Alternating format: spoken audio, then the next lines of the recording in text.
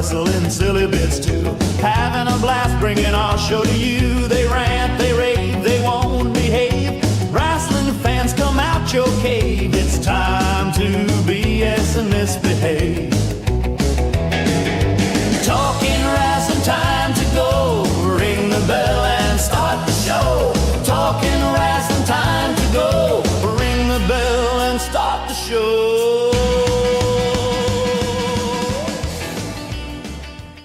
Hello and welcome in for another episode of Talking Wrestling. I'm Palmwater Dave. Join with me as always is the First Lady of the Arn Anderson fan club.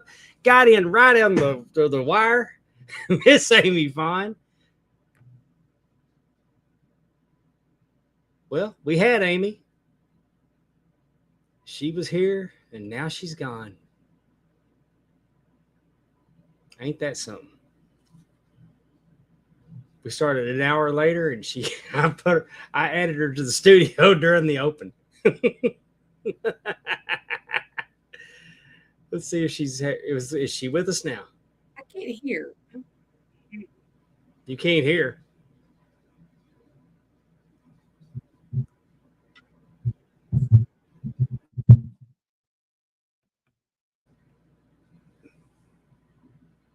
Can you hear me? Somebody in the chat, tell me if you can hear me.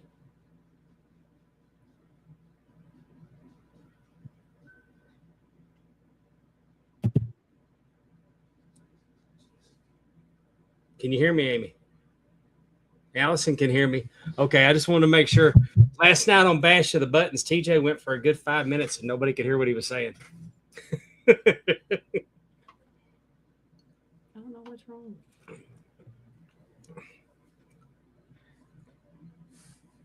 Let's just all sit here and stare at Amy and tap our toe at her. Let's shout out the chat. Matthew Elvis Presley's here. Willie Thornbrew's here. Yes, rest in peace, lover boy Dennis. Darren Staley's here. Allison's here. Mark Maggard. Hi, Mark. How you doing?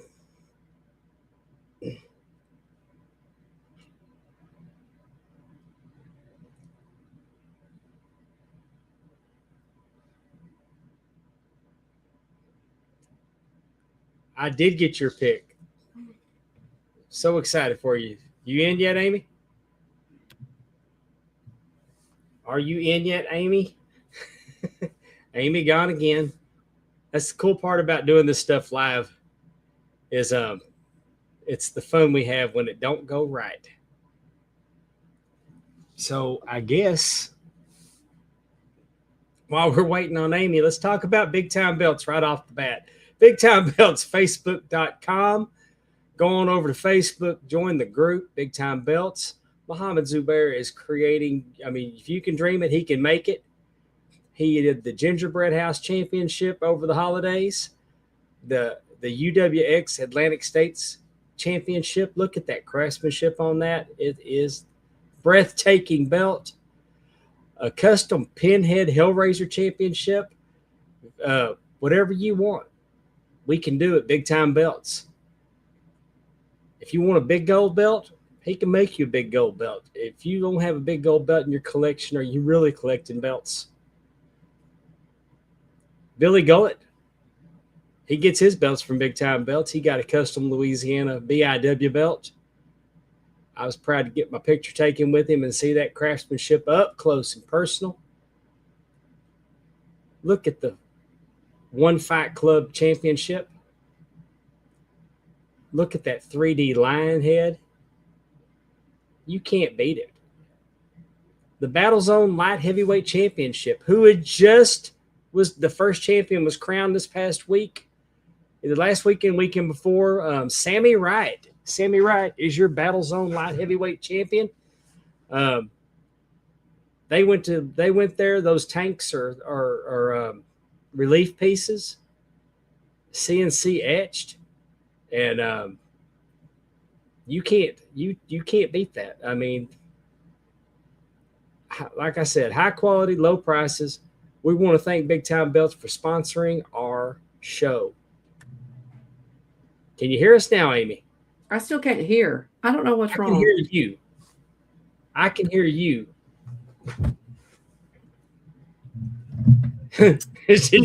She went to prayer. Quit laughing at me. I'm not laughing at you. I am 100% laughing at her.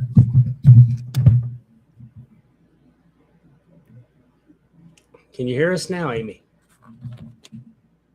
Can you hear us? Can you hear me? I can hear you. Yes. 100. Why can't I hear you? Everybody else can hear me. I mean, I don't even have my headphones on now. Why can't Can you I hear hear? you? Check.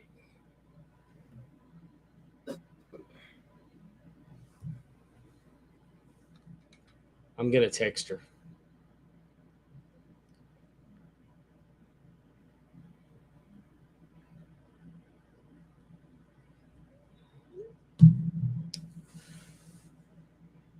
Anyway.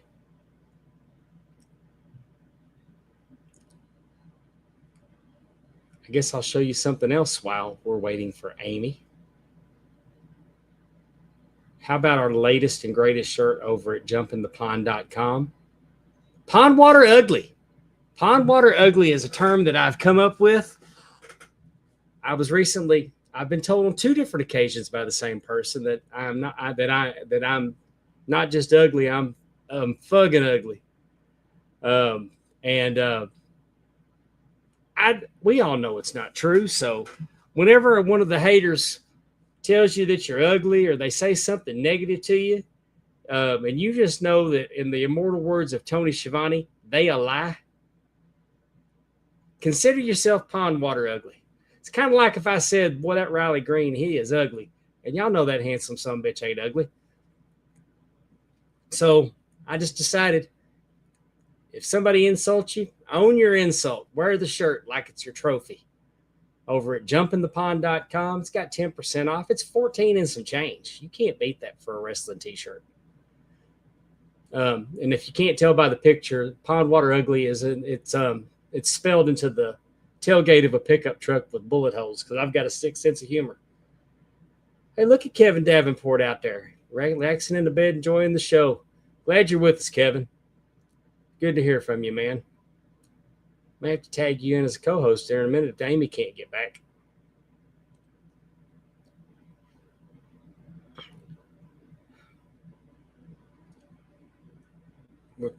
Everything is Amy revolves around Amy this week because she got to see Arn Anderson and then she can't even get on to talk to us about it. Oh, the joy of live broadcasting. I guess I'll go ahead and tell you all about my weekend that's coming up. Catch me Friday in Florence, Mississippi. That's not Florence, Mississippi. Well, that's unfortunate. How about Saturday night then? Catch me Saturday night, March 28th at the Myrick Elementary School in Myrick, Mississippi. It's a fundraiser for the Myrick Panthers Booster Club. On this card, we will have the Hosey brothers defending that's a number 1 contenders match against Hillbilly and Pharaoh Funk. That ought to be a banger. We got Chris White going against Nick Wonder in a singles match. Chris White absolutely positively cannot stand Nick Wonder, and we all know that Nick Wonder can't stand anybody pretty much, so that one's going to be a banger. Hunter Rhodes in a non-title bout's going against Cowboy Cliff Rogers. Barry Wolf in a non-title match against Black Ranger number 2. That one ought to be interesting, especially if you got Black Ranger number 1 running around at ringside. We got Sammy Wright against Mike Smith. It's a grudge match. Mikey used to be the referee, and he turned. And when he turned, he really screwed over the Hosey brothers. I mean, the Wrights. Leo Wright's going to be there against one half of the tag team champions, Ward and Moss, and that's another grudge match. all that. And Mark, Saturday night on the 28th, I'm excited to get down there. I love working for SWA.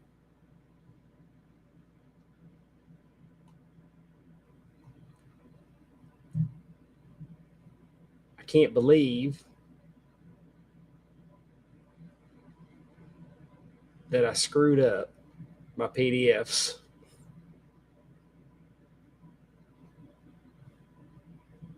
Maybe I put the two together. We'll see. But Friday night, I will be in Florence, Mississippi for Lost Art of Wrestling.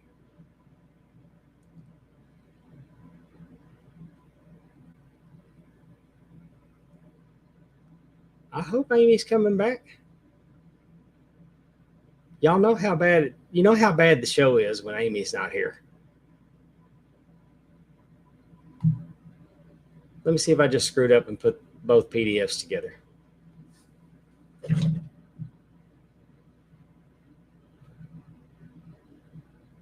Here we go.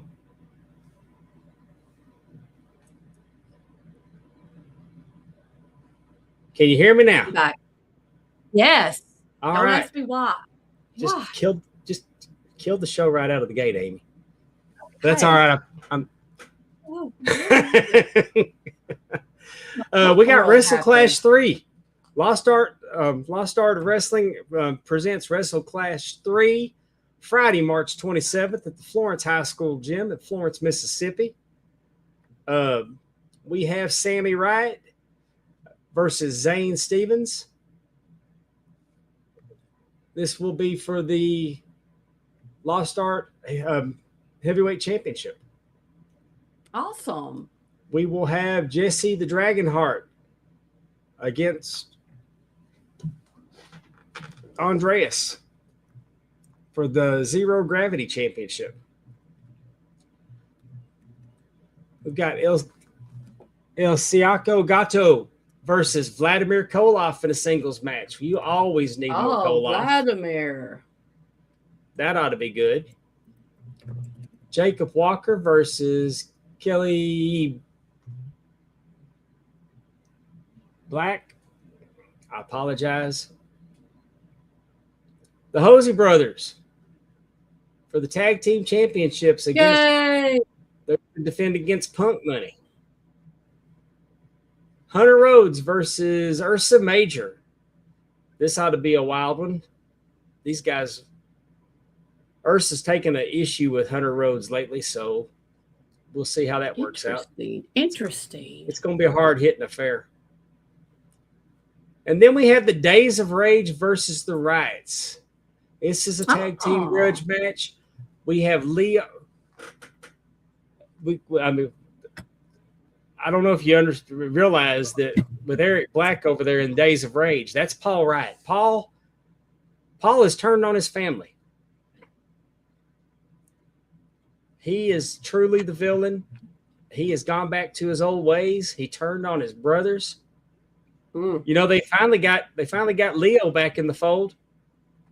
And Paul turned on him and went back to his old ways. Him and Eric Black were Days of Rage back when I started refereeing in Mississippi. Really? And I think what happened is they got Leo back in the fold, and maybe they were leaving him out too much or whatever, or just he's trying to reassert his dominance as the older brother in that family. But that proves to should be a banger of a match Friday night in Florence, Mississippi. Y'all, if you're in the area, it's a Lost Arts Christian-based promotion. The Lost is just trying to bring the Lost in. So it's a good, clean family show with a good Christian message and good wrestling. Got good wrestling. Yep. You never leave any of the shows that I mentioned feeling like you didn't get your money's worth. So, Amy. Yes.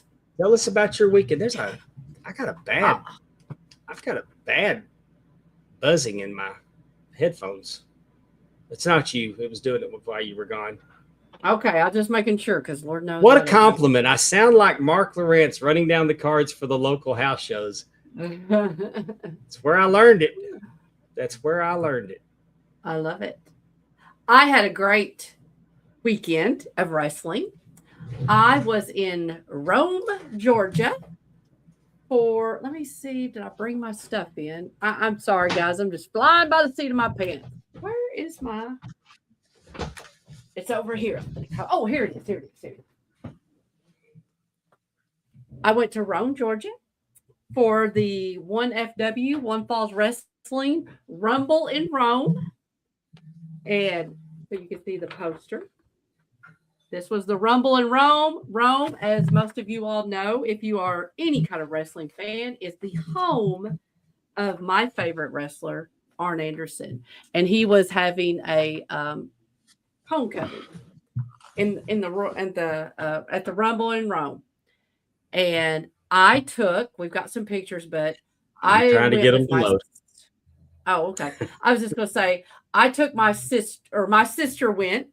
She is kind of used to me dragging her to wrestling events as she is 2 years younger than me. So she watched Saturday night's main event with me. She went to Pondwater's house with me. And so she's always down for a good trip. And a mutual friend, Trish, she came with us. But most important, we brought my nephew, Ross, who is 6, and my niece, Finn, is 4, who are really, really getting into wrestling. They love, Ross loves Penta. It's his favorite wrestler. He has also fell in love or likes Glacier and Jeff Jarrett, both of who were on the poster, and we got to do some wrestling at the Rumble in Rome. My sweet niece Finley, she likes Oba Femi with his little dancing. She likes to do that. And she also likes Rhea Ripley, but who doesn't, right? But I get all hooked up. So we got there. All right, we got there. Like I said, we got autographs with QT, Marshall, Harley Cameron. Yes. Jeff Jarrett, Tony Schiavone was there, and Glacier. My niece and nephew, like I said, we got our picture taken with them. They had a great time. And then I got autographs of Brock. Oh, this is Brock. I got Brock's autograph, who was one of my favorites. And of course, my Mr. Arn Anderson, as always, he gave me an autograph. And it was a great time. The matches were fantastic. They had several titles up for grab. We did not make it through. There was a tables match with the dude from Cobra Kai. Now, Paul Walterhausen. Yes. Paul Walterhausen. And it was bloody. I mean, early. And they went around the ring and they went outside the ring. That was my niece and nephew they were not scared, but they were definitely interested in wanting to know where they were and all that stuff. Cosplay Sting was sitting right in front of us. So the kids got to experience Crow Sting, which was kind of fun. We did not stay for the last match, which was a cage match, only because at that point we had been there 5 hours. It was, we got there for VIP signing at 5:30. The doors opened at 6. That's when I got my autograph with Arn.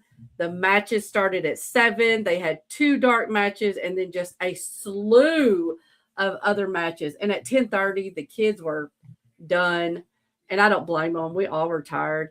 And so I missed that match. But everything else was really, really good. We had a great time. Well, let me bring up the image.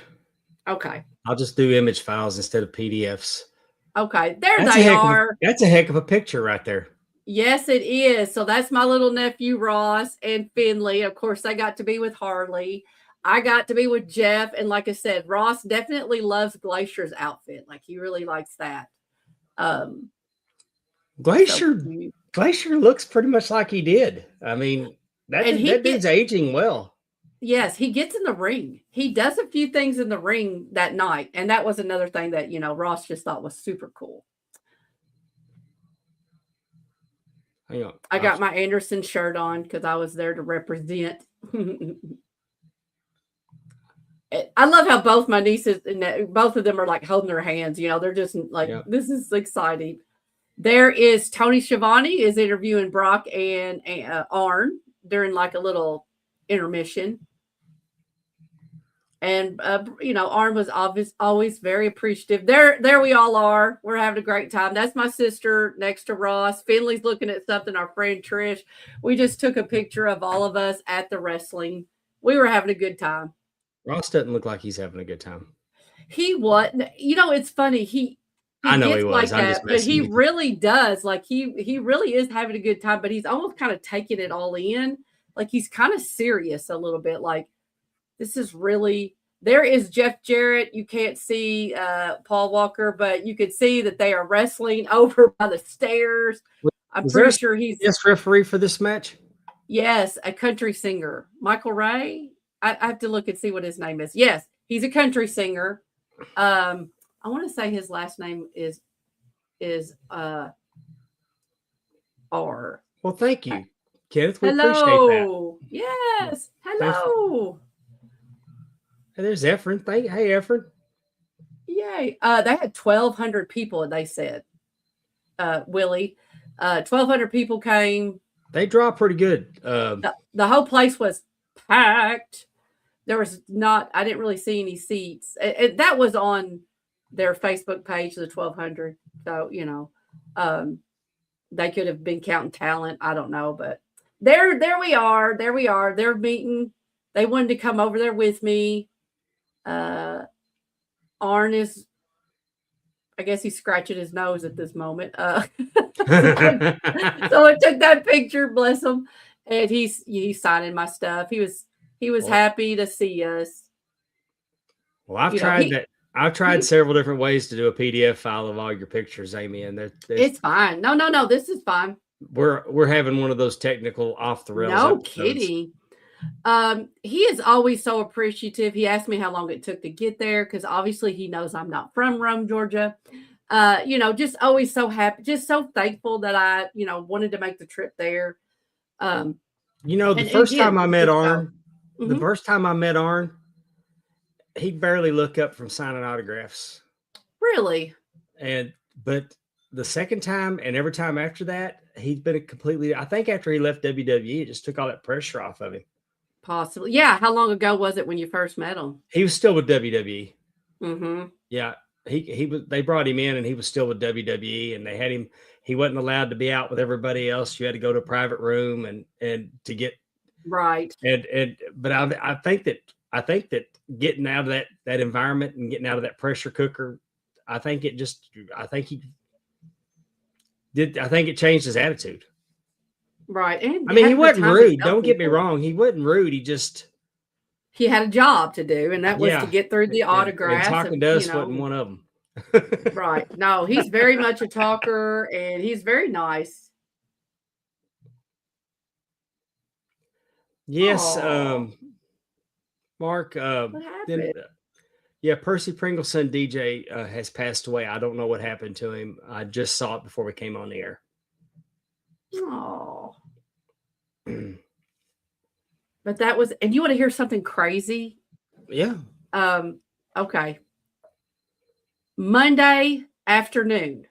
So we went down Saturday, went to the show, stayed in a hotel, and came back home. Saturday morning, Rome, Georgia's courthouse burnt to the ground. Dang. And it was like all over Facebook. And because my dad sent me, he goes, "Did you know that?" And it was like something happened Monday afternoon. I was like, "Oh my gosh, I think we saw that too." Like in our it's a nice little town, but I just, I was like, that was wild. That was a weird thing, but it was a great time. So I got another wrestling coming. Who did Brock Anderson wrestle?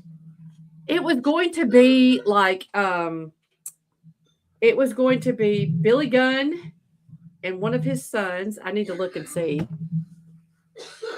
And then they had a battle royal, and then well, I'm trying to determine whoever was going against Arn's probably the number one suspect on who burnt down the courthouse. Possibly. Because they also had like they had a battle royal in the very beginning, and whoever won the battle royal got to be partners with Billy Gunn. So I want to say that it might have been he might have been on the losing end of that. Let's see. Adam Priest was there. I took pictures of that, but I didn't send them to you. Adam Priest wrestled. I'm trying to see if I can figure out. QT Marshall wrestled Andrade. We missed that match, but because, like I said, the kids were just wore out. I don't know because I didn't get to see it. Sorry. They are speaking of Adam Priest. He is he's got a big match coming up. He's got I'm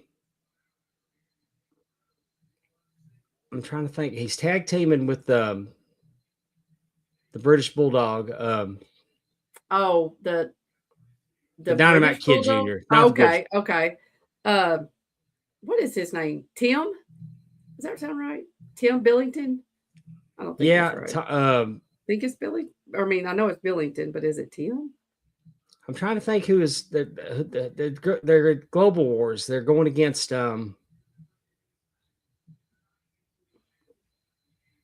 man. We ought to just turn this thing off today because we are not. We're not showing Kenneth much, our new subscriber. Yeah, Kenneth's like, this show is dog shit. It's going to be Eddie Kingston and Ortiz are going to be going against Adam Priest and Tommy Billington. It's going to be at Ring of Honor MLP Global Wars this Friday on Triller. Oh, okay. 7 Eastern. That will be good. I mean, as I like Adam Priest. I mean, I really do. It's not to like. We've met him a few times. He's very good, and he's a very good wrestler. I really do think that. I mean, again, he's great. He was. He lost. He didn't win the match. It was a 4-way of sorts. But anyway, great time. I'm going this coming weekend, which I don't normally schedule this because I'm getting old. I can't do these weekends like this, but I'm going to the Squared Circle Expo in Indianapolis. And I am volunteering because it's just something I've always wanted to kind of do.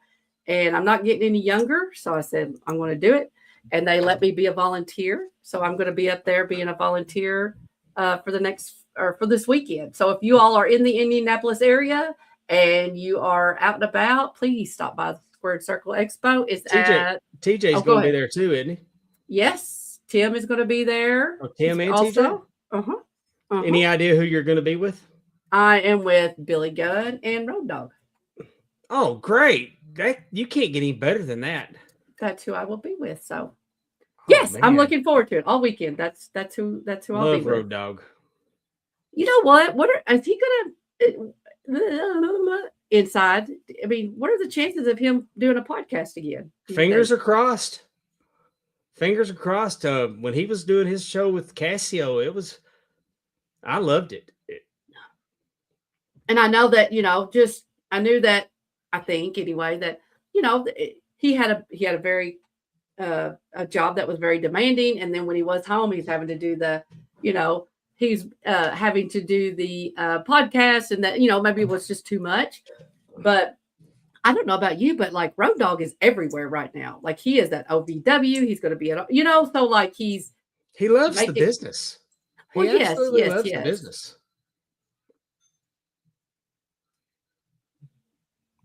Someone we all know and love who is looking down from heaven, maybe SCE. Really? Maybe representing. Now I'm solving mysteries. I need to think about that. Well, Amy. Yes. Tell me. Sounds like you had a big weekend. It sounds like you had a good weekend. I think it's cool that you get to share that with your family. It's always, wrestling's a lot more fun when you take kids with you. I had that with my daughter, my granddaughter Aubrey was here Sunday and she was back here. We were playing hide and seek. So I was hiding in my office chair, and I just sat here waiting for her to figure out that she could come around here and look. And when she came back here, she got to looking behind me, and she saw my great Kabuki action figure. She was asking me about the nunchucks and who he was, and then she looked up and she saw really? Bruiser, and she saw Bruiser Brody, and want to know why he was holding a chain. So I threw Kabuki and Bruiser Brody into the YouTube, and I found a match where Kabuki tag team with Giant Baba against Bruiser Brody and Killer Tim Brooks from Japan. The kid was locked in for 12 minutes with Japanese commentary. I love it. She called him the guy with the green hands because he blew the mist on his hands and made them green, and wanted to know why Bruiser Brody put his chain down. But yes, he was locked in on Kabuki and Bruiser Brody. And so what I'm saying is that while Maddie is kind of aged out on wrestling for me right now, because she's fixed to start driving. Right. She might be a little too cool for it. And Patrick is busy, and we don't get, but when he's here, we watch it. Right. But now I've got Aubrey that locks in on really good wrestling. I love it. So, well, and 12 minutes. She went 12 minutes into that match. And I mean, and not knowing what they were saying, she was just watching the action. But really good wrestling will do that. And unfortunately, we lost a really good wrestler this week. So before we get started, I'd like to do this.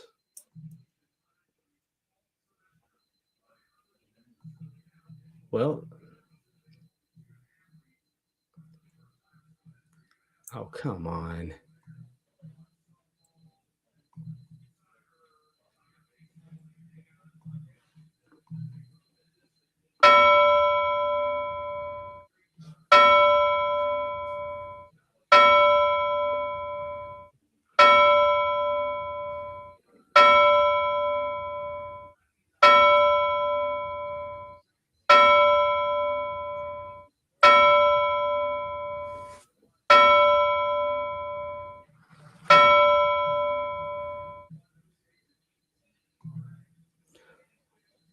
Dennis Condrey passed away at his home.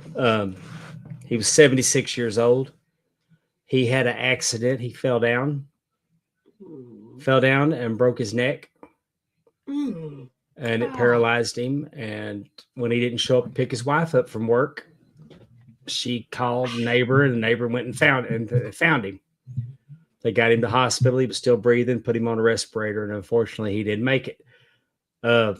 What's really sad is that she was a week away from retiring, where they'd be able to spend. She worked till she was 67, and she was fixing to retire, and they were going to have more time together. And I mean, for as bad as he was in the ring, I mean, the Midnight Express were the hated villains.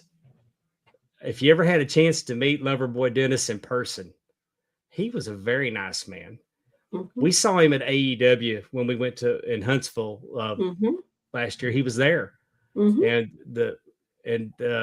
he was just there watching, and he was so excited that people recognized him. I mean, it's like he was shocked that people would know who he was. And he lived in that area, and he supported it. And, he was born February 1st, 1950 in Florence, Alabama. He started his wrestling career in 1973. The earliest match that I could find on him, he was in a tag team match where he along with the Scuffling Hillbilly, defeated Eddie Sullivan and Rip Tyler. Right off through 1973, he was going up against Johnny Weaver. He was going up against Robert Fuller, Al Green, and Phil Hickerson. In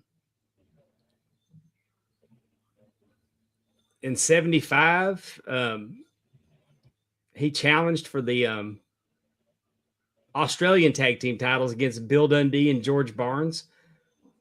Just looking at how far out, because you just don't realize how early these guys started wrestling. He was wrestling Jimmy Golden in Louisville, Kentucky, in '75. Tojo Yamamoto. He was in a tag team called the Bicentennial Kings with Phil Hickerson in July 5th, 1975. The Outlaws, Cowboy Parker, and Ken Dillinger defeated the Bicentennial Kings, Dennis Condrey and Phil Hickerson, in Chattanooga, Tennessee. I mean, it's always fun to go back and look at all that old stuff. And he in January of 1982, he returned to Memphis, and he forms a Freebird style. He'd been wrestling against Hayes and Gordy, by the way. He comes to Memphis, and he gets with Randy Rose and Norville Austin, and they are the Midnight Express, and with the Freebird rules, and they were it's a successful 6-month run in Memphis. They had 2 reigns as the Southern Tag Team Champions, and then they go back to Alabama from summer of '82 to '83, and held the Southeastern belts 5 different times. And then they go back to Memphis, and Condrey and Norville Austin are in Memphis, and they're a 2-man team, and they keep working. And then they get the attention of Bill Watts. They had just won the Memphis version of the World Tag Team titles. They got Bill Watts' attention, and Bill Watts he's there to check out talent, and they beat the fabulous ones, Stan Lane, and Steve Kern. Yeah. And they won because of the interference of what they were calling the rookie manager, Jim Cornette. It's weird because Eaton and Condrey worked throughout the South from '75 to '83, and they never teamed together. They wrestled each other, but they were never teamed together all that time. And then Dennis Condrey one night got to the matches, and there's a guy named Tank Morgan, and Tank Morgan brags for a month that he's going to wrestle the Bear. He's going to wrestling Bear, and he left the territory, so they put Dennis in there with the Bear. And Dennis said he didn't win, but after the locker room reaction was, "Don't mess with the guy. He fought the Bear, so he's not scared of us." Right. Are you referencing this book? I am. Or were you just? I thought so, because I saw that. Aha! What number do you have? I'm just curious. Well, Amy, where do I find the number at? In the front, where they signed.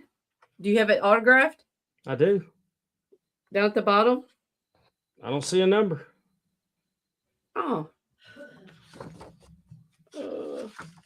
I don't see a number on mine. All right. That's weird. I don't know what that means. What? Anyway, okay. Yeah, I'm referencing the book. This is, can I tell you? Okay, again. No, yes, you please. I know. I we've talked about the Midnight Express before and other things that we've done, and just what a great tag team they were. Again, no one is a historian like Jim Cornette. I mean, absolutely wrote everything down that you could possibly ever want. This book, if you ever can get your hands on it, is just a November. He goes through the whole entire month, what they made, what the house was. Then you get some little, the match, and it talks about what they remember. And it just, I mean, this book is fantastic. You just get Darren all Staley kinds said of, that Dave don't read no books. I look at the pictures. You don't. You look at the hey, there's some great pictures in this book too. But I just, again, with Jim Cornette doing kind of the putting the book together and giving you that information, like, you are just getting all kinds of good stuff.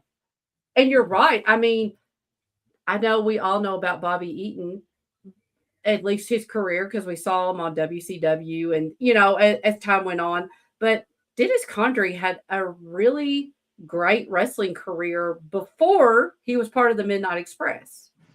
And then, you've got to have that historical look back to get that, or you may not even know that there was a Dennis Condrey in Midnight Express, because maybe you only knew him and, Bobby Eaton and Stan Lane,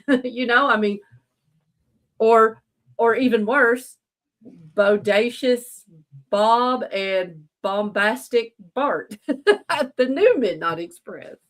So anyway, just saying, this is a great book. That's a good picture, Dennis. And there's Bobby with Jim Cornette. With old Jimmy Cornette. Well, they got together. Let me tell you about Bobby Eaton before we move on. Bobby Eaton, his story was a little different. He was born August 14th, 1958 in Huntsville. Mm-hmm. And he always liked the hills when he was a kid. Mm-hmm. But even though he was scared of guys like Kurt and Carl von Bronner, but by the age of 12, he'd figured out a hack that if he went in there and helped him set up the ring, that he could get in for free. So he became one of the all-time greats with basically no training. Mm-hmm. He learned it all by trial by fire. He'd watch the matches and then he'd practice what he saw. One night in Birmingham, Bearcat Brown's opponent didn't show, so Bobby was asked to fill in. And he said he knew enough to try not to beat him. And he guessed he did it okay. Tojo Yamamoto was mentoring him. He said that Tojo's training was unorthodox and he beat the crap out of young wrestlers. That Tojo would pinch Bobby's fingers and ears until it was almost in tears. And then he'd say, now look at your face. And then he did that until Bobby could make that face without any expression. A fun fact is that he was working with Lanny Poffo and they won the Mid-America tag titles. But he also won the Mid-America title. His first singles title came because he beat the Macho Man Randy Savage. Love it. You don't think as Bobby Eaton is a great singles wrestler, even though he was. Right. But that's pretty cool that he beat a young Randy Savage. I want to say, I read. Keep going. I'm sorry. Before he was 21, Bobby was in big Memphis mains. He teamed with Andre the Giant against Michael Hayes and Terry Gordy. Isn't that crazy? He teamed with George Goulas against Dennis Condrey and Chris Colt. In his Memphis rise with Jimmy Hart, the Ebony and Ivory run, he got on TBS in the summer of 1980. He was working under Jimmy Hart, mixing it up with Austin Idol, Bill Robinson, and Bill Dundee. In 81, he returns to Memphis to stay and rejoins Hart's family. He teams with Coco Ware. They were Ebony and Ivory. They held the Southern titles twice. Then he went to Mid-South. Bill Watts got him in a talent swap. Mm-hmm. And when he got there, they put him with Dennis Condrey. And they got there in late 1982. But in January of 83, they worked 32 times in 31 days. Ooh. Oh. And they got into a feud with Magnum TA and Mr. Wrestling 2, who were the Mid-South Tag Team Champions. Who was do you know who Mr. Wrestling 2 was? I mean, was it anybody Tim Woods. Tim Woods, okay.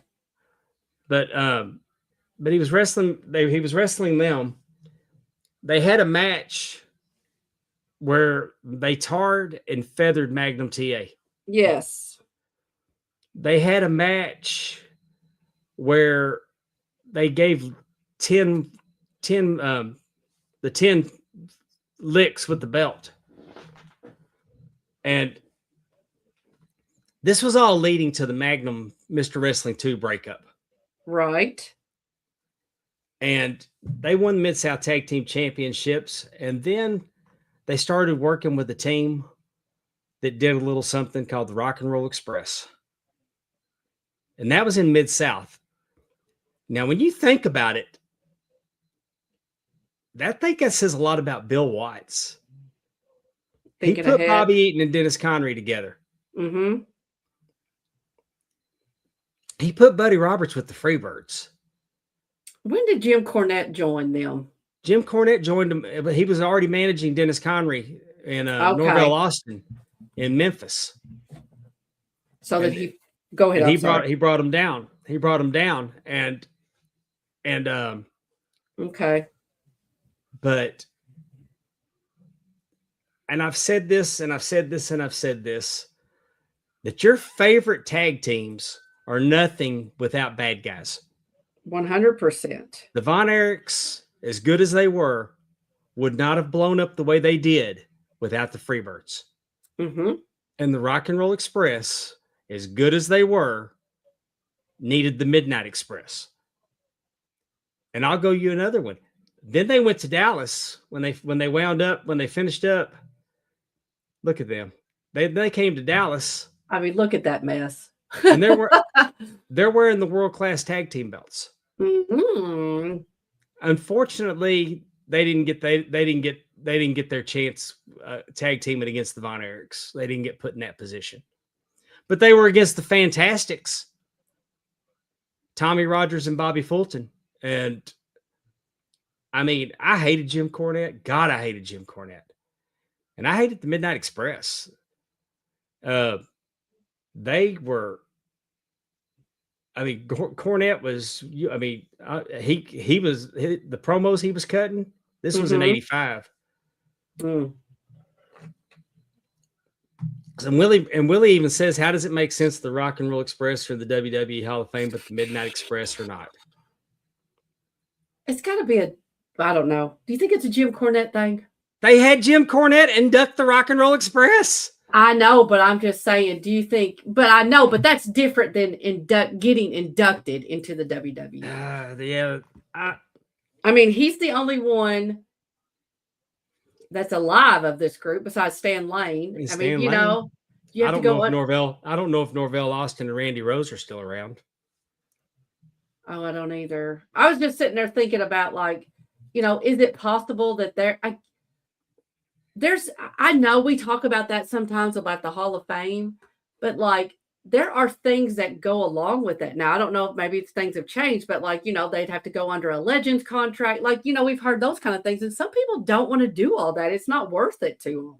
So I don't know. I don't know the particulars, but I mean, they've got a formula. They put a woman in, they put a tag team in, they put a dead wrestler in, they put a legend in. And some kind of and then they have a headliner. Person. Well, in a mainstream. So you got Dennis Rodman as your mainstream. Sid Vicious is your dead one. Mark Stephanie says that Randy Rose was at the Hall of Fame in 2018. For the Rock and Roll Express? Oh, okay. But what I'm saying is that Willie says Norvell passed away September 22nd, 2024. Oh, Boy, Norvell Austin knew how to get heat. I hate it. Him and Coco wear the PYT Express. Yeah. And we all know that ugly shit that Coco said to my sister. Yeah, pretty young things. But man, they knew how to draw some heat. But hey, I don't know that the WWE, I mean, I don't think the WWE Hall of Fame is the end all be all. No. I mean, you got the Pro Wrestling Hall of Fame in New York, and you got the Pro Wrestling Hall of Fame in Waterloo, Iowa. True. I mean, maybe one of these days, if WWE has a brick and mortar building, and they make it an exhibit where you can visit and learn, right? Like other Hall of Fames, but I'm not crapping on the WWE Hall of Fame. It's a television product now with a payday for whoever's going into it. Right. And I think that the criticism about not putting Sid in before now, like it's a shame they don't put him in while they're still alive. Wasn't nobody expecting Sid to die when he died? It came as quite a shock to everybody. I mean, nobody was watching. We didn't know that Sid was going to. I mean, so And the idea was, for the most part, it was the opinion of one. It's not like there's a ballot or anything, like people going in because of their merit or whatever. I mean, there's some people in there that you might shake your head at. Like you said, why is it midnight in there? And the Bushwhackers are, or whoever, right. But I'm just saying, it's just one of those things that, you got to have the family on board. And, there's a lot of different things. It's not everybody will necessarily think it's an honor to go into the Hall of Fame, depending on the family or what else is going on in their lives. It's all I'm saying. I don't know. And that's me to be. But I mean, they're right and wrongs. Yeah. They're right and wrongs. The Demolition's going in this year. Right. Demolition, I mean, and because they were part of a class action lawsuit against WWF, they wouldn't put them in the Hall of Fame. Well, that makes sense. Why would you put somebody in the Hall of Fame if they're suing you? That's kind of okay, I get that one. But I mean, we can't argue that DJ Styles don't belong in there. Correct. We can't argue that Stephanie McMahon belongs in there. Yeah, kind of weird because it's kind of her family's Hall of Fame in a sense. But yeah, I get it. She earned it though. I didn't say she didn't earn it. No, I mean her and Shane both. Is Shane going in? Her dad's not in yet. You know what I'm saying? What about Linda? Is Linda going in? I'm just saying. I get it. I get it. It's just all pomp and circumstance. Yeah, I know. I mean, I get it. But And I'm glad to see Sid's going in, and I want to know why Miss Elizabeth isn't in. Exactly. I mean, is it family? Is it what is it? But back to it. I like this picture because they won the NWA World Tag Team Championships. Yes, it's a great picture. I love those belts. That version of the belt. Jim Cornette and his circus attire. It looks like ringmaster. There they are on the Superstation. I think that's Scrappy. I think that's referee Scrappy McGowan, if I'm not mistaken. There's a good picture of them. I like that one. Here's a picture of them with the tag belts. Just always with the bandana. Like it's just, I mean, I like that. It's just something about it because rock and roll, they got all the, bandanas all the way across their arms and legs. It's just that was a huge thing in the 80s, throwing some bandanas on you. And a mullet. A good old mullet. I mean, these guys were just good. Yes. I mean, there's nothing about their look that I mean, you look at Ricky and Robert. You look at Bobby Fulton and Tommy Rogers. You look at Stan Lane and Steve Kern. Even Hayes and Gordy. Mm-hmm. You look at Rude and Manny Fernandez. Mm-hmm. These guys just look like they could whoop some butt. That's what I'm saying, is that Bobby's pointing to the badass of the team. Mm-hmm. But I'm not. I mean, they just look like a couple of guys. But you put them with Cornette, and the magic happened in the ring, and you just wanted to see them get beat. There was a reason. There was a reason they were outdrawing Dusty and Rick. They were supposed to be the B show. Mm-hmm. And they were outdrawing the A show. And the Rock and Roll Express gets credit for it. But again, without the Midnight Express. And we're not going to talk about the Stan Lane version tonight. We're just talking about Bobby and Dennis. And this was my favorite incarnation. But when I talk about when they changed it out to Stan Lane, there was no drop off. Right. I mean, it's 1 and 1A. There's no drop off when they changed. It did not mess up the dynamic. I do think for the longest time, just for me, I did not know there was a Dennis Condrey, honestly, just because the first, and probably the first one that I really remember in putting together Midnight Express was Bobby Eaton and Stan Lane. I mean, it just is what it is. And let's not forget that Dennis Connery, along with Randy Rose, was managed by, at the time, Paulie Dangerously. What a mess. Now, I think that nobody would argue with could be considered the greatest wrestling manager of all time now. Now, is this after he left Midnight Express? That he okay. He left. So. He left for a while. He had some personal business. He told us in 2005 in a Q&A he referenced what was going on, and I'm not going to repeat it because I've never heard it again. So just personal stuff.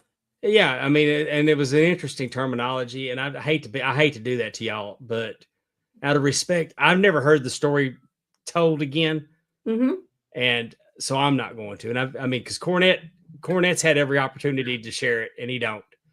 Right. Whatever was going on with him, he got it, and then he was back on the road, and he went to the AWA when got back with Randy Rose and Polly Dangerously, and then we all know they showed up in a.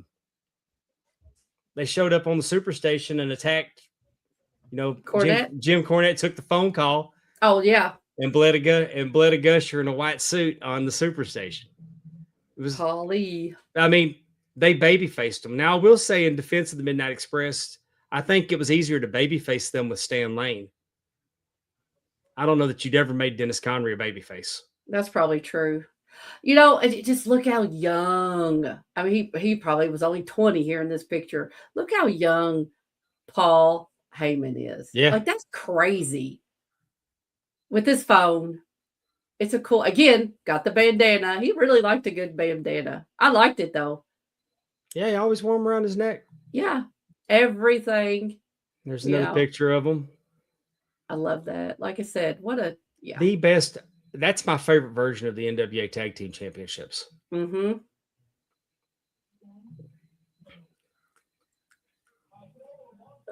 have any idea where this picture was taken?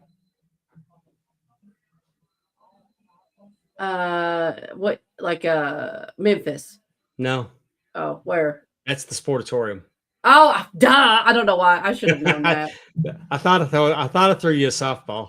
I know. Well, honestly, I was sitting there just looking at the green jacket and the red. I was thinking Christmas. I should have, Star Wars Christmas. I'm sorry. I don't know. I had a moment. Look at that. So lucky. Look at you. Who is that person in the ring? Man, look how young you look. Yeah. It How was old 20. were you? That was 21 years ago. At the end of January 2005 in Tampa, Florida is when that picture was taken. And so I would have been 39 years old. Why did Jim Cornette write on Bobby Eaton like that? That's weird. Or is that just me? Probably. No, I guess that's where he decided to sign the picture. That's funny though, because it's like, why would you write your name on Bobby Eaton? But this is why I do want to say this real quick. This is why you go to the conventions, you go to these conferences, you go to these events, this expo, you get the autographs, because they will not. Number one, as we all know, Jim Cornette doesn't even go out anymore to do these kind of things. Yeah. Dennis Condrey's passed, Bobby Eaton passed. You lose that piece of history, and you got to be part of that. You have that book that says, or picture, I'm sorry, not book. You have that picture. Oh, this is a huge deal that I got. That just getting a picture with two of them would have been great, but I got all three of them. Yeah. And four, really, with Jim Cornette. Again. Yeah, it's awesome. But I mean, go to the conventions, go to the expo, get those autographs, people. And I'm not ashamed to tell you, I was marking out. I got a lot of cool pictures that weekend. Look at that grin. Look at that face. I could tell you're marking out. Wrestle Reunion was a cluster. It was bad. I mean, the way that they did it. It was, the lines were long. Is this where this was taken? Wrestle Reunion? The lines were real long. The wrestling conventions were new. It was very unorganized. And I knew that I wasn't going to get to meet near who I wanted to meet. But you could go over and they had a professional photographer and you could pay and they'd go get the wrestler and the wrestler come over and take a picture with you. Right. And I probably spent $700-800 on pictures.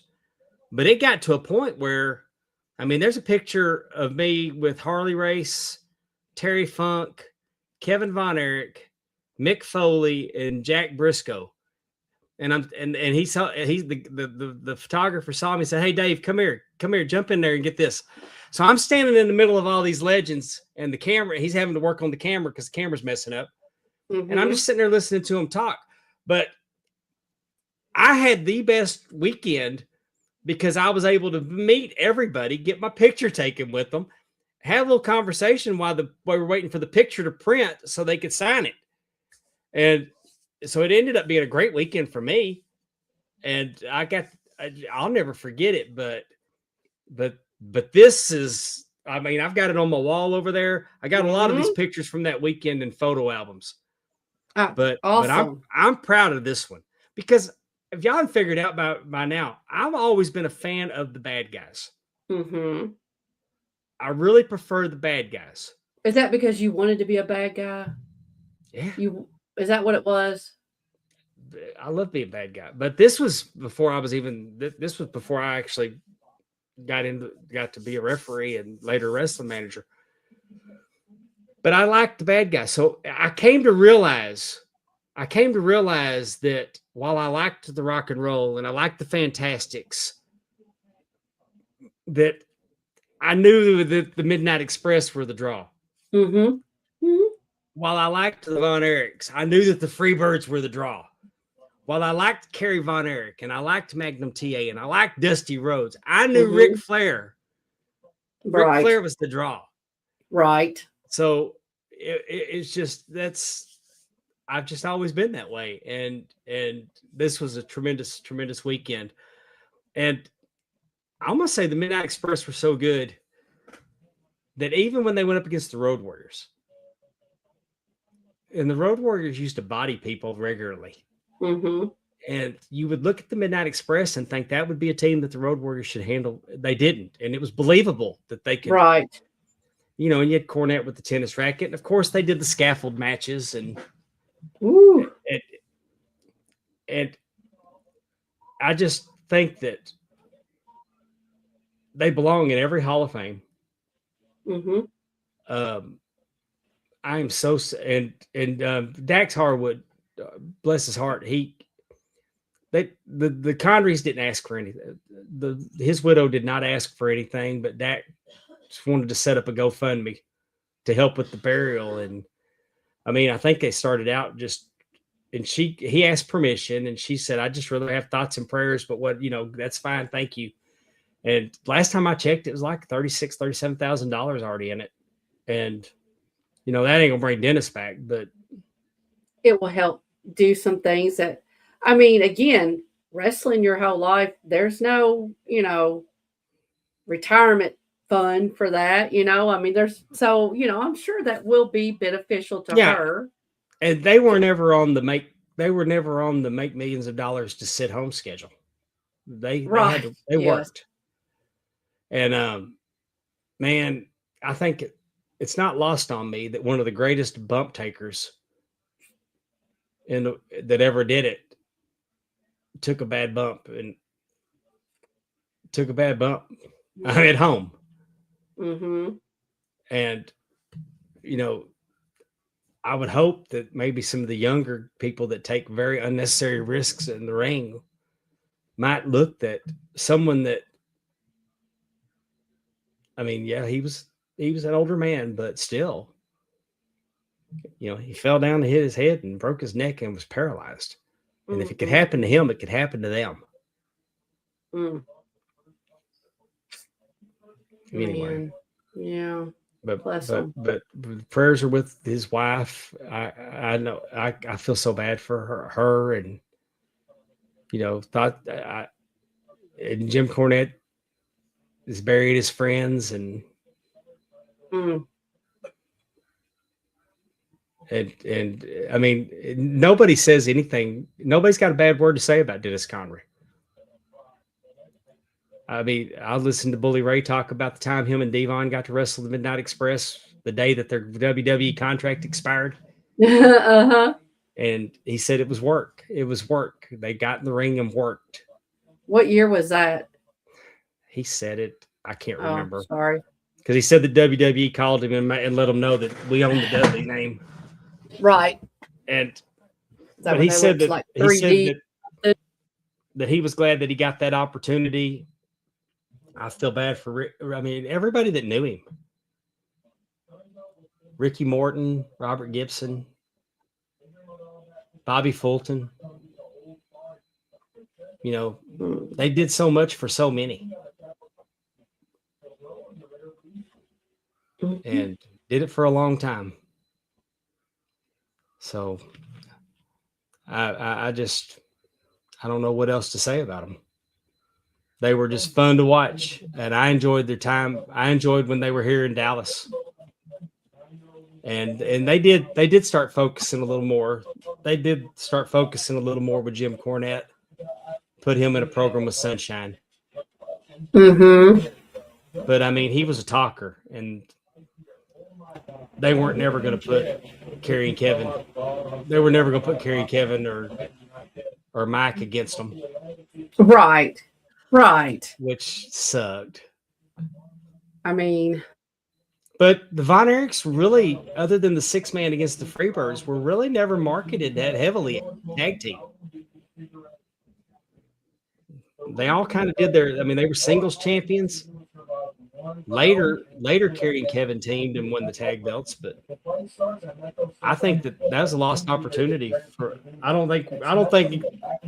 Unfortunately, Fritz did not appreciate what he had there, and he had them. They were along the lines of the Super Destroyer, right? That level of tag team, because even the Freebirds didn't hold the. I mean, they focused more on the 6-man than they did the regular tag titles. Right. I mean, it was a great vehicle for Gino and Chris. Then with Gino and Chris, they put the Von Erichs against them. But, man, could you imagine a program with the Midnight Express? I think, go ahead. I mean, what could have been, but it worked out all right for them. They set the Crockett territory was set on fire, and the Midnight. I mean, you can't mention the greatest. If they are on the mount without a doubt on the Mount Rushmore of tag team wrestling. Yeah, I've read somewhere. I wish I don't think it was in that book. It might have been, but like between Bobby Eaton and Dennis Condrey as tag teams, people, all the different tag teams, like they had, as Midnight Express, I guess, they had won like over 50 tag team titles. So that would be Dennis with Randy Rowe, like it was any carnation with either Dennis Condrey or Bobby Eaton, in there. That's a lot. That is a lot. And that's a lot of different ones. It wasn't like they won, like you said, the world-class titles, 50 times. It was all over the place that they won. I think it says a lot. I think it says a lot that they could use the name the Midnight Express and it didn't lose its luster. In any incarnation, it didn't lose its luster. And I mean, it may have done better in WWE if they wouldn't have called it the new Midnight Express. Right. But, I mean, those guys were not the Midnight Express. Right. But right. Well, and I think at that point... But they weren't committed to it either. Right. But I think... the WWE, when I say they, I mean the WWE. Because you could have put Cornette with two guys and he could have made them just the Midnight Express. Right. And maybe had some success with them, but I do that think was never in the cards. Right. And I do think at that time period, like they could not be the Midnight Express that we knew and grew up with, like it just wasn't, tag team wasn't that way. And so unless you're going to let people be the Midnight Express, like you said, which the WWE would not, because that's, they were much more. So you weren't going to be the president, the first lady of the bombastic Bob? No, I don't think so. Fan club? Maybe Bodacious Bart, but not Bombastic Bob didn't do it for you?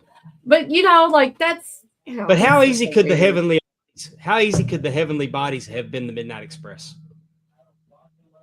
Well, Stan Lane was part of it. But I'm saying you could have put Tom Pritchard in there, Sweet Stan. Oh yes. Come up with something cute for Tom, and they could have as easily been the Midnight Express as they could have been the Heavenly Bodies.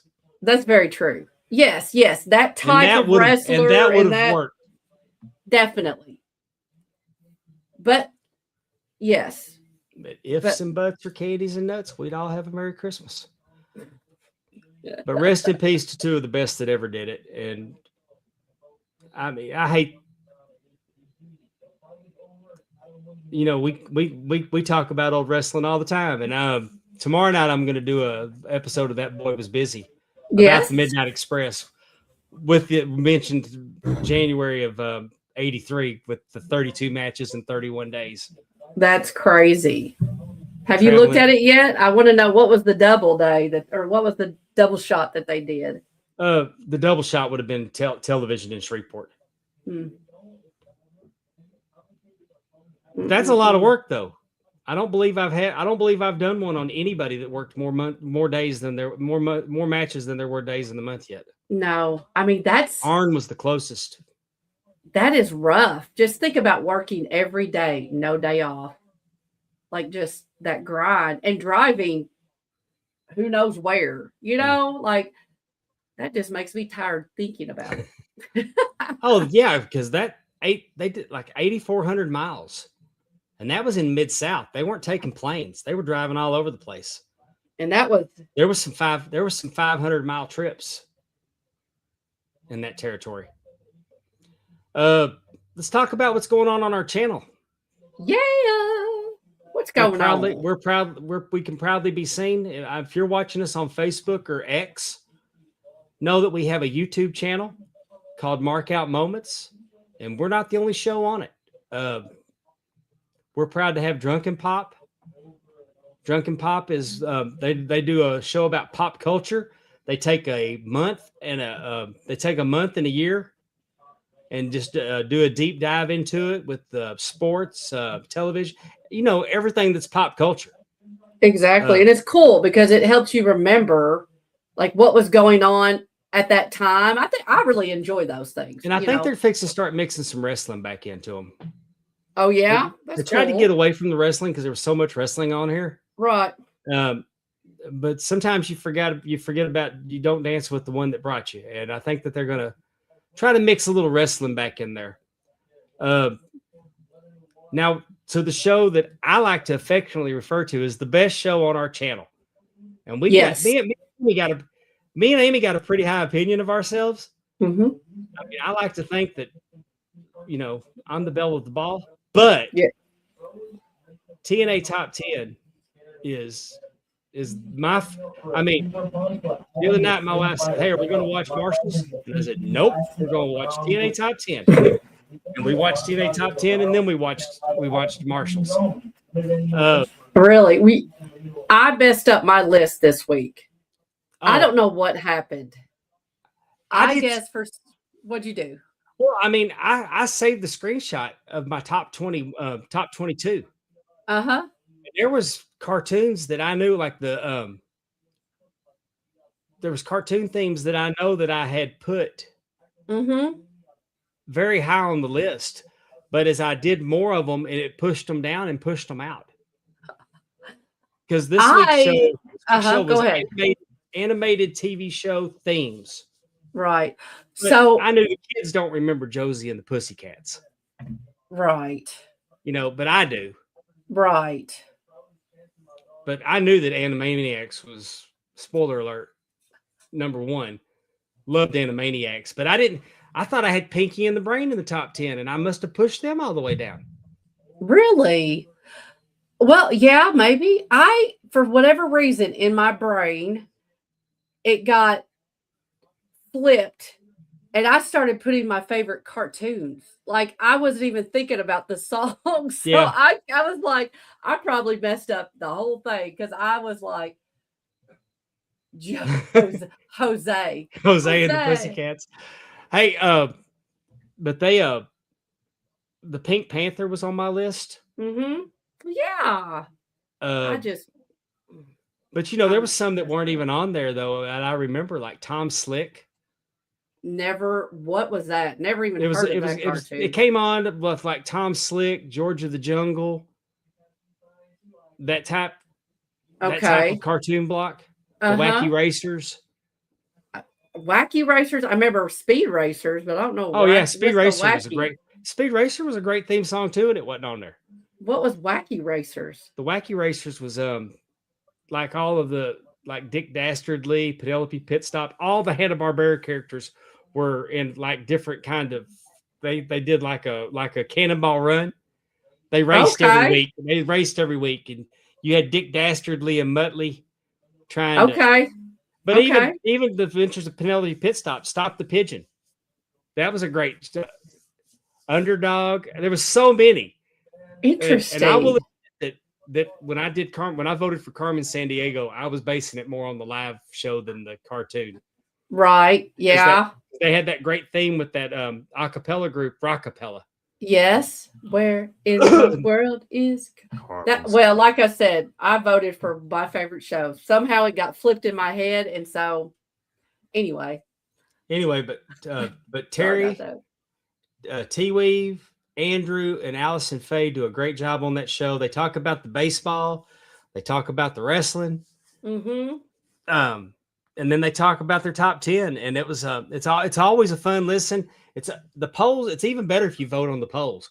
Vote on the polls, screenshot it before you submit it, and see how you did. Because I mean, it's one that you'll cuss along. Like, yes, how did that get left out? How did that not make the top 10? I don't get it. And it's just it's always fun. I love it. They do a great job. And I do think sometimes you can tell genres of ages of people that are voting, because they're, a couple weeks ago, Hannah Montana was in the top 10, and we're all like, what? So you could kind of tell, it's like, oh, some of the younger people must be voting for these themes. And, I knew that probably the majority of the people that voted didn't know who half of my top 10 were. Exactly. So you just kind of like roll the dice on some of that sometimes. We got TJ Stevens playing Bash on the Buttons. He gets on and he plays an old classic video game.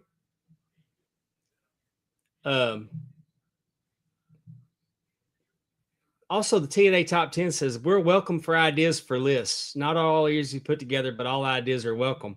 Definitely. I've been pushing real hard for top 10 baby making songs. He has. It's a great category. It is. It's a great category. It is. And I bet they will come back to it, because next week it's Taco Bell, right? Taco Bell items. Yeah. I believe. Top 10 Taco Bell items. Because I think this was the last. So yes, I'm sure the Bell Beefer will not make the top 10. Bell Beefer. But it is great. The Bell Beefer was greatness. Bell Beefer. Anyway, TJ's over here on Bash on the Buttons. He's playing classic video games. It's if you're into like Nintendos and Segas and all the classic stuff. Join TJ. Set your alerts when we go live. You'll see it. That boy was busy. Last episode was Arn Anderson's April of 1985. We'll be going live tomorrow night at 6:30. I do the show live because I don't want to tape and edit it. It takes about 10 minutes. They're just quick 10-minute hits for a snapshot of the 30 days. But I will be doing the Midnight Express's January of 1983 tomorrow. It'll probably take you a little longer than 10 minutes to get through 32. TJ and Dollar Dave are doing Loose going into 4. That's our NASCAR project that we're doing. NASCAR has been very interesting this year with Tyler Reddick, who drives for Michael Jordan, the greatest athlete of all time. Michael Jordan. His team has won 4 of the first 6 races this season. That's crazy, right? His driver, Tyler Reddick, who drives the 45. Yeah. Is the first driver to ever win the first 3 races of a season. That's and 4 out of 6, he's in company of 2 other drivers, one of them being Dale Earnhardt. I can't remember who the other one was. I heard it earlier today. I can't remember it. And I'm loving it because the conspiracy theory is because Michael Jordan sued NASCAR that they've rigged the races where he gets to win them all this year. Makes perfect sense, right? Yeah. Eras Golden, exploring the golden era of WWF. Last episode was Hulk Hogan. Dave does a good job with that one. Mm-hmm. There should be an interview coming up, right? Yep. And then we In the got Goldens? Legends. Let's rethink this. He did What If Surfer Sting had been the third man for the NWO? It's kind of just reimagining the angle if somebody else would have done it. Over on the DAV network, we got the Double Drop Kick podcast. Kevin Davenport does a great job on that. We're glad that he's feeling a little better where he can do them now. And then we got Spanning the Globe. Thursday nights, they go live. They're on YouTube. They're on Facebook. Those boys, if you like wrestling belts, they get in. They do, and they put independent wrestlers on. Mm-hmm. They do a lot like we do, but they do more wrestling belts. So check all them out. We appreciate you checking us out. And hanging in with us with all the technical delays. Loose going into 4 with Sonny's nickname in WWF. Matthew. I love it. I want to remind everybody that of our merchandise, jumpinthepond.com.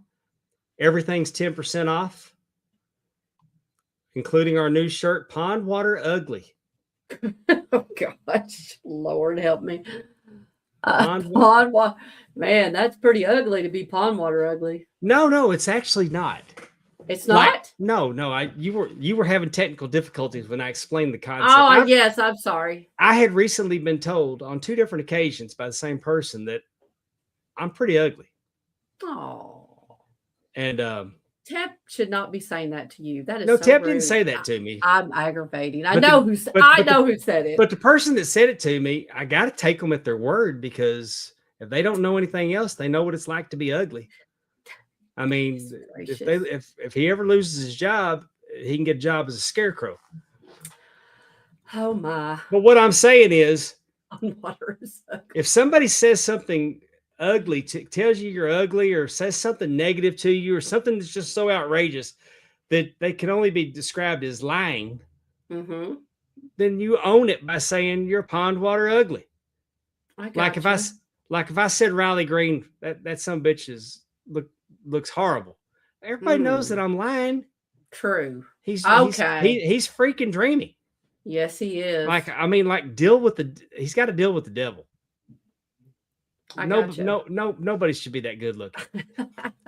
But then you own it by saying you're pond water ugly, and that's your trophy, that's your title belt, that's what you just own it, because they a lie. That is a lie. You can turn a negative into a positive. Everything's in the eye of the beholder. I don't think we should call anybody ugly. I'm not into that. That was kind of rude. Oh yeah. I know it was. You call me a lot of things, but you don't call me ugly. You can call me a lot of things.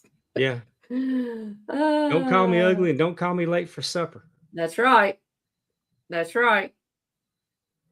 I like that, though. I like the shirt. Willie says, Amy, you don't need to apologize as much as you do. I know. And then Terry says she will probably apologize for apologizing too much. I was getting ready to. I'm sorry. Tim said pond water is ugly. Oh. Tim would know. But Tim's not the originator. Tim is a bandwagoner. Oh, that's funny. You are something else. But we love y'all. We love you all. I love y'all all. Look at that. We do. And we want to thank y'all for joining us this week. Thank you for putting up with all of our technical difficulties. I don't know why. This was just like, I only am on this computer to do this. So like whenever anything is changed, it's like, I didn't touch it. I don't understand why it's doing this. Maybe Loverboy Dennis and Beautiful Bobby were screwing with us. They were just being heels one last time. I guess. Imagine though, honestly, I'm just going to say it. Imagine what the reunion was like. I do believe that. Oh, you're so nice to me. Yeah, but don't take that as a compliment. That's probably not a compliment. I don't think if it's the opposite of what they're saying about me. So I think Tim just crapped on you, Amy. Oh man. That's a foul. I'm throwing a flag on that bull. Please do. I think you look better than socks on a chicken. We might not have the yeah.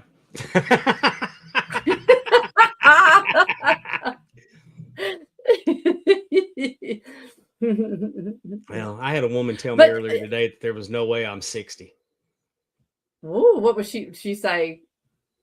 What she said? There's no way. Tell us more. She said I was not. She said I was not. There's no way that I'm 60. Not even close. You not only did I look good, young, I looked good. Nice. I believe she was flirting. Made me feel good. Sometimes you get what you need on the heels of the scarecrow telling me that I was effing ugly. Right. It is always good to be, little remind you, yes, I am. Pretty good. But imagine the reunion in heaven for Dennis Condrey and Bobby Eaton and all the others that are up there. I mean, I do believe that does happen. That's me. So whatever you believe is great. But that's what I believe, and I think that was quite the reunion. They probably told Hawk and Animal, y'all are going off the scaffold this time. And Big Bubba will try to catch you, right? We'll just see how that works out. Just like I said, what a, bless them. Yeah.